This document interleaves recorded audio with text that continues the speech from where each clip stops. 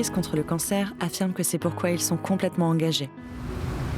Pour cette association, maintenant basée en France, mais aussi en Grande-Bretagne et en Espagne au cours des 8 dernières années, l'objectif principal est de garder les enfants comme les adultes en vie après un cancer. Crise contre le cancer sait que la clé est dans la recherche. Et leur principale mission, un engagement pour trouver un traitement afin de soigner les cas rares de cancer.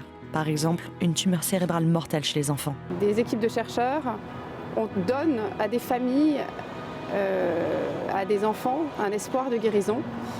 On doit tout tenter pour ça, parce que si demain, on vient vous dire que votre enfant est malade et n'en a plus que pour 2 ans, et qu'il n'y a absolument aucune solution, c'est intolérable. La recherche d'un traitement.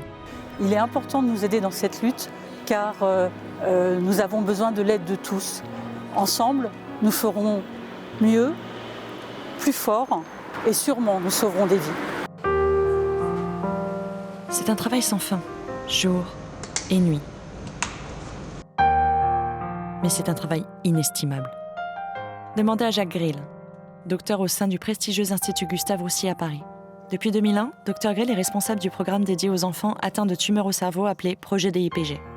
Son équipe et lui-même sont complètement dévoués afin de transformer la recherche en traitement efficace.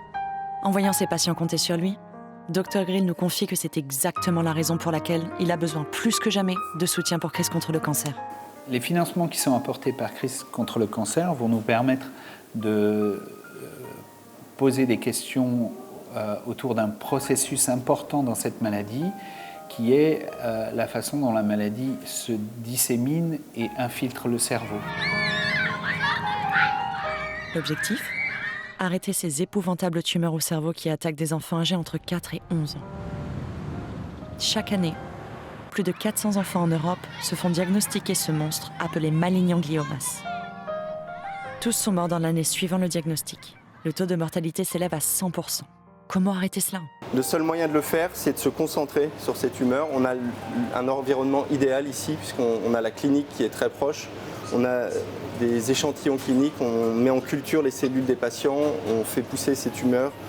C'est la difficulté à localiser la tumeur qui rend si difficile son traitement, à la base du cerveau. Elle ne peut pas non plus être ôtée grâce à la chirurgie. C'est une injustice pour les familles, pour ces enfants, pour les chercheurs et les médecins aussi qui se battent pour eux. Et nous voulons contribuer à combattre cette injustice, à accélérer le processus entre la recherche et la découverte d'un traitement pour eux.